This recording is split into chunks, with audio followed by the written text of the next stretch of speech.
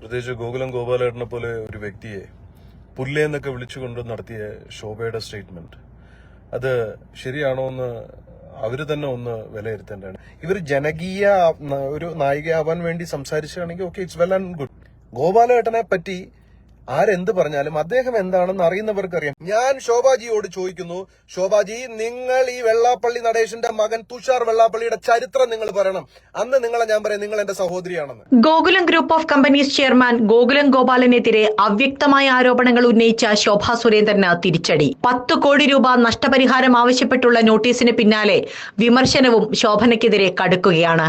വ്യക്തമായ തെളിവുകളില്ലാതെ ഗോകുലം ഗോപാലനെതിരെ ആരോപണങ്ങൾ ഉന്നയിച്ച് ഉത്തരവാദിത്വത്തിൽ നിന്ന് ശോഭ ഒളിച്ചോടുകയാണ് എന്നാണ് വിമർശനം. CMRL ഉടമ ശശിധരൻ കർത്ത ഗോകുലം ഗോപാലന്റെ സുഹൃത്താണെന്ന തരത്തിലായിരുന്നു ശോഭയുടെ ആരോപണം. എന്നാൽ കോടതി നോട്ടീസ് ലഭിച്ച് ദിവസങ്ങൾ പിന്നിട്ടിട്ടും യാതൊരു തെളിവും ഹാജരാക്കാൻ ശോഭയ്ക്ക് കഴിഞ്ഞിട്ടില്ല.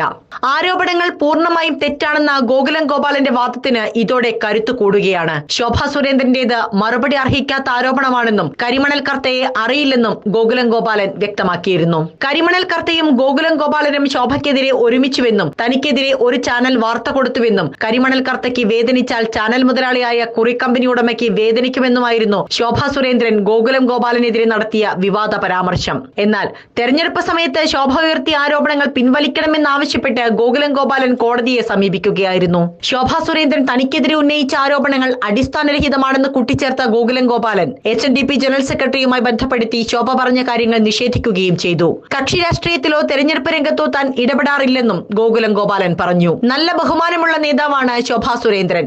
എന്നാൽ ചിലർ ചേർന്ന് ശോഭാ സുരേന്ദ്രനെ തെറ്റിദ്ധരിപ്പിച്ചതാകാം. തന്നെ വിളിച്ചു ചോദിച്ച് വ്യക്തത വരുത്തുക പോലും ചെയ്യാതെയാണ് വാർത്താ സമ്മേളനം വിളിച്ച് ശോഭ ആരോപണങ്ങൾ ഉന്നയിച്ചതെന്നും ഗോകുലം ഗോപാലൻ ചൂണ്ടിക്കാട്ടി. തന്നെ അപകീർത്തിപ്പെടുത്താനുള്ള ശോഭയുടെ നീക്കത്തിൽ വലിയ വിഷമമുണ്ടെന്നും ഗോകുലം ഗോപാലൻ പറഞ്ഞു. കുറിച്ചിട്ടിയുടെ പേരിലും അപകീർത്തികരമായ പ്രസ്താവനയാണ് ഗോകുലം ഗോപാലനെതിരെ ശോഭാ സുരേന്ദ്രൻ നടത്തിയത്.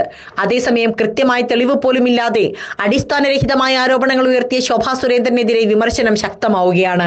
സാമൂഹിക രംഗത്തെ നിരവധി പേർ കടുത്ത ഭാഷയിലാണ് വിമർശിച്ചത്. സ്വന്തം കഠിനാധ്വാനം കൊണ്ട് വളർന്ന് ദിവസവും ആയിരക്കണക്കിന് ആളുകൾക്ക് സഹായമേകുന്ന ഗോകുലം ഗോപാലന് ശോഭാ സുരേന്ദ്രൻ അടക്കമുള്ളവരുടെ സ്വഭാവ സർട്ടിഫിക്കറ്റ് ആവശ്യമുണ്ടോ എന്ന് വരെ നീളുന്നു അഭിപ്രായങ്ങൾ. സ്വകാര്യ വിഷയങ്ങൾ സാമൂഹിക വിഷയമാക്കി ജനമധ്യത്തിലെത്തിക്കുന്നത് ധർമ്മമാണോ എന്ന് ശോഭ വ്യക്തമാക്കണമെന്ന ആവശ്യവും ഉയർന്നു കഴിഞ്ഞു. ഗോകുലം ഗോപാലനെതിരെ വ്യാജ ആരോപണങ്ങളാണ് ഉയർത്തുന്നതെന്നും വെള്ളാപ്പള്ളി നടേശനെ സന്തോഷിപ്പിക്കാനുള്ള നീക്കമെന്നും ഇതിനെതിരെ സമൂഹം ഒറ്റക്കെട്ടായി പോരാടണമെന്നും സ്വാമി ഭദ്രാനന്ദ സമൂഹ മാധ്യമത്തിൽ കുറിച്ചു. ഗോപാലേട്ടനെ ഇത്രയും മോശമായ രീതിയിൽ സമൂഹത്തിൽ അവർ ചിത്രീകരിച്ചു. ഇത് ആർക്ക് വേണ്ടിയാണ്, എന്തിനു വേണ്ടിയാണെന്ന് അവർ തന്നെ വ്യക്തമാക്കണം. അതിൽ ഒരു പ്രധാനപ്പെട്ട കാര്യം, ഗോകുലം ഗോപാലേട്ടൻ പലിശ വാങ്ങിച്ച ആൾക്കാരെ പറ്റിക്കുന്നു എന്ന് പറഞ്ഞു. ഗോപാലേട്ടന്റെ പൈസ വാങ്ങുന്ന രീതി എന്താണെന്ന് ഈ ചിട്ടിന്റെ ആ രീതി ഇവർ പഠിച്ചിട്ടുണ്ട്. വെറും 5% പലിശ മാത്രമാണ് ഒരു ചിട്ടിനിൽ നിന്നും ഈ നമ്മുടെ സ്ഥാപനത്തിന് കിട്ടുന്നത്. അപ്പൊ ഈ സ്ഥാപനത്തിൽ കിട്ടുമ്പോൾ ഇതിൽ മനസ്സിലാക്കേണ്ട കാര്യം, ബാക്കി പൈസ ജനങ്ങൾക്ക് തന്നെയാണ് വീതിച്ചു പോകുന്നത്. ഈ ജനങ്ങൾക്ക് വീതിച്ചു പോകുന്ന കാര്യങ്ങൾ എന്തുകൊണ്ട് ഇവർ മനസ്സിലാക്കുന്നില്ല? ഇവിടുത്തെ ന്യൂ ജനറേഷൻ ബാങ്കുകൾ മേടിക്കുന്ന ഈ കൊള്ള പലിശ ഇവർ ജനകീയ ഒരു നായികയാവാൻ വേണ്ടി സംസാരിച്ചാണെങ്കിൽ okay, it's well and good. ഭയങ്കര രീതിയിൽ നമ്മളിത് വിടില്ല, നമ്മൾ വിട്ടുതരില്ല, നമ്മൾ ജനങ്ങൾക്ക് വേണ്ടിയിട്ട് ഇതാക്കും. അങ്ങനെയാണെങ്കിൽ ആദ്യം ചെയ്യേണ്ടത് ഇവിടുത്തെ വലിയ ബാങ്ക് കൊള്ളകളാണ് നിർത്തേണ്ടത്. അത് നിർത്താൻ എത്രയോ പേര് പാവപ്പെട്ടവർ വീടില്ലാതെ ലോൺ എടുത്ത് വീട് ജപ്തിയാകുന്ന അവസ്ഥയിൽ വന്നിരിക്കുന്നു. എത്രയോ ആൾക്കാർ ഇത് പേഴ്സണൽ ലോൺ എടുത്തിട്ട് ബുദ്ധിമുട്ടിൽ അനുഭവിച്ചുകൊണ്ടിരിക്കുന്നു.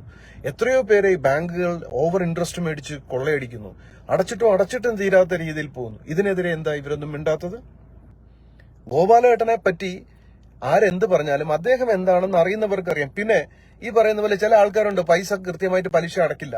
പൈസ കൊടുത്തിട്ട് ആവശ്യത്തിന് വന്ന് കൈയും കാലും പിടിച്ച് കരഞ്ഞ് അയ്യോ സാറേ എങ്ങനെയെങ്കിലും രക്ഷിക്കണമെന്ന് പറഞ്ഞ് പൈസ മേടിക്കും.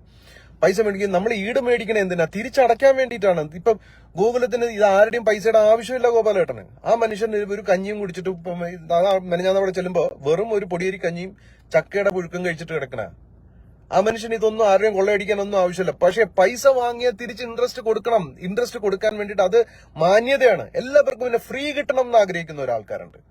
അവരുടെ എന്തോ അവകാശം പോലെ കാണുന്നവരുണ്ട്. എന്നാൽ ഞാൻ ചോദിക്കുന്ന ഒരൊറ്റ കാര്യം, വെള്ളാപ്പള്ളി നടേശനെതിരെയാണ് ഈ പറയുന്ന ശോഭാ സുരേന്ദ്രൻ എന്ന് പറയുന്ന BJPയുടെ നേതാവ് സംസാരിച്ചതെങ്കിൽ നമ്മൾക്ക് അംഗീകരിക്കാമേ.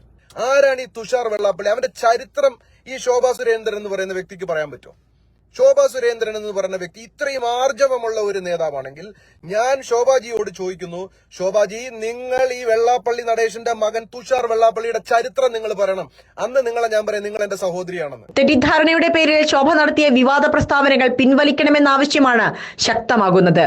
തെരഞ്ഞെടുപ്പ് കാലയളവിൽ വിഷയം രാഷ്ട്രീയ വിവാദമായി കൂടി വഴിമാറിയിരിക്കുകയാണ്. കൃത്യമായ നിയമ പോരാട്ടത്തിലൂടെ വ്യാജാരോപണങ്ങളുടെ നിജസ്ഥിതി വെളിപ്പെടുത്തി നീതി ഉറപ്പാക്കുമെന്ന് ഗോകുലം ഗ്രൂപ്പും വ്യക്തമാക്കി.